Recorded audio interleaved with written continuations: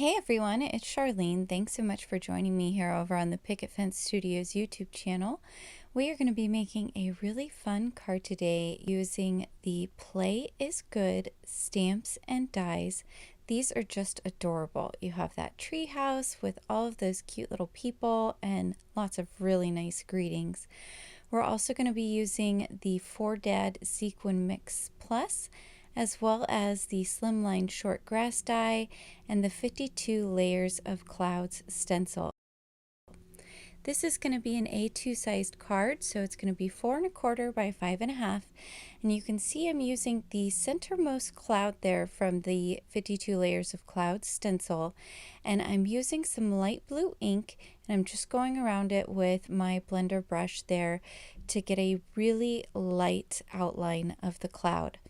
I'm going to be using that large treehouse stamp over the top of this, so I want to have 2 clouds in the background.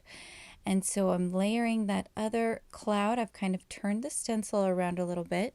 And when you're doing this, you just don't want to go over the cloud that you have previously done the ink around, because if you do that, then you're going to have a line over the top of the cloud and it's not going to look real natural.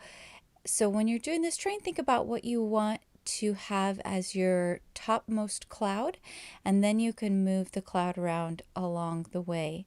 Now I am kind of just dotting around. I want this to be a little bit light and airy, so it just looks like there are some clouds in the sky, and it's a little cloudy but also sunny out.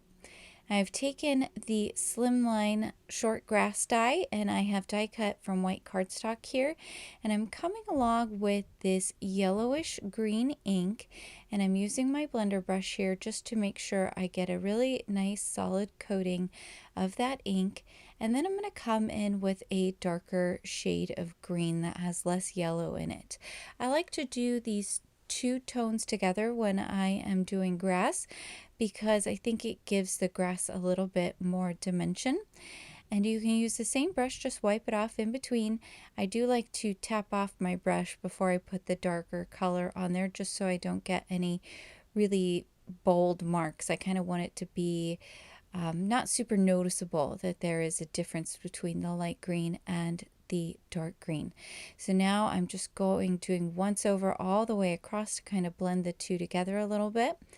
Now that I have that done, I'm going to come in and stamp my sentiment on that background panel I created with the stencil, and I'm using the sentiment that play is good for the soul. Isn't that true? I love this sentiment. It's awesome.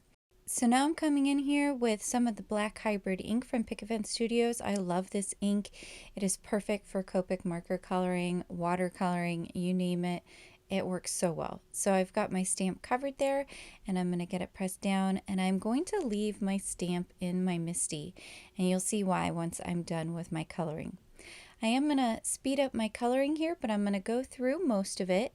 For the tree, I am using YG06 as my light tone here, and then after that I'm going to come in with my dark, which is YG09, and then I'm going to blend out my dark using G14, my mid-tone, and then I'm going to go back over everything with my light, which is the YG06. I like to do that order most of the time. I usually do light, dark, medium, light, and then occasionally I will go back in and add some additional medium or some additional dark if I feel like it needs some additional shading. But there are lots of different ways to Copic marker color. There's some really talented people on the design team, so definitely check out other videos that have been posted to check out how they do their Copic marker coloring, because there are lots of different ways to do this, lots of different techniques. This is just what I have found that works for me. Once I get things where I like it, I can move on to the other side. I do the same thing on the leaves on the other side of the tree, so I have moved on here to the actual tree trunk itself. I am using E25 as my light, E59 as my dark, and E47 as my medium. So I've gone over everything here with my light, and then I come in with the dark in all of those little spots. Now what's nice with this style of stamp is there is some inking which kind of indicates where some of the shading should be.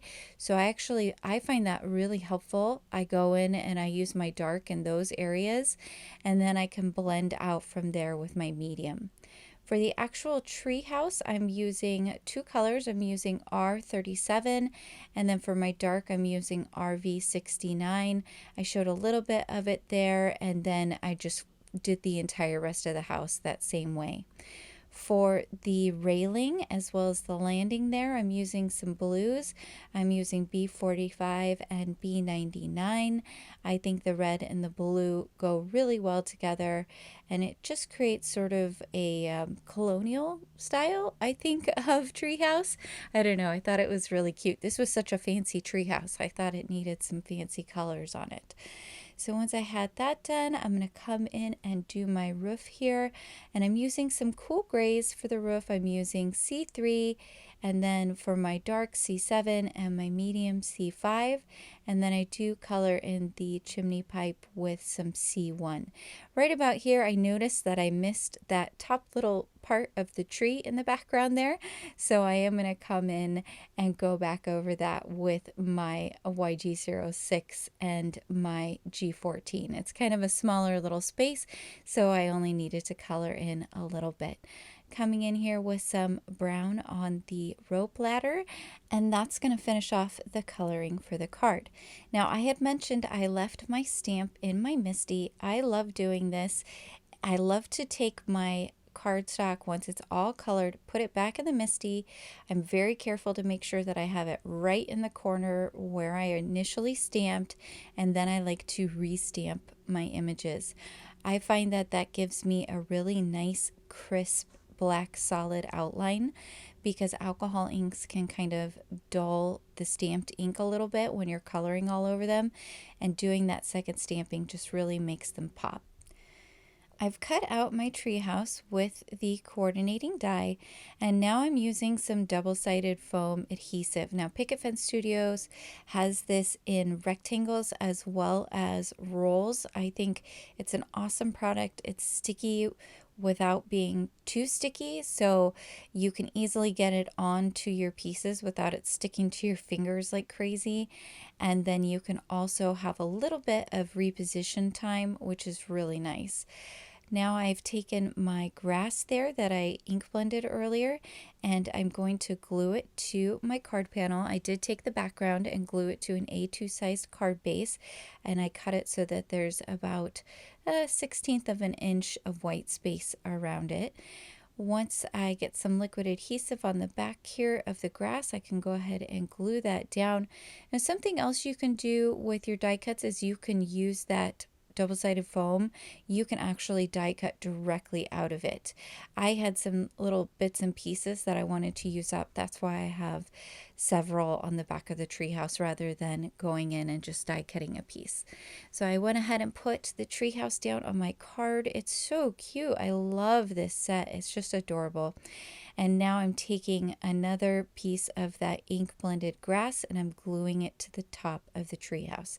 I think the card would have looked nice with or without this, but I wanted to add a second layer of that grass. I thought it would be kind of a fun little dimensional thing to add to the card. So now I'm just going to trim off the grass on either side of the roots there, and then I could trim off that little bit that was peeking out from the bottom. This is the For Dad Sequin Plus Mix. It is so cute. It has these browns and caramel tones. It's really pretty, and it has these little pieces that look like pieces of wood, which is so cool. And I thought it would go really well with this treehouse card. It's also great for pretty much any style of masculine card that you're making. I think it's a really nice sequin mix to have in your stash.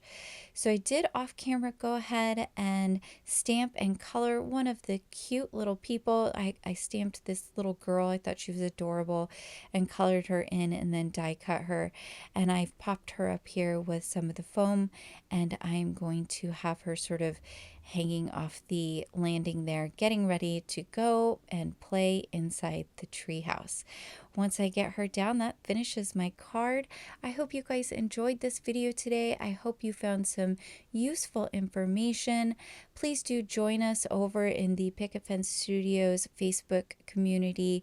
There's lots of inspiration there. I hope you all have a great day. Thank you so much for joining me. Until next time, happy crafting.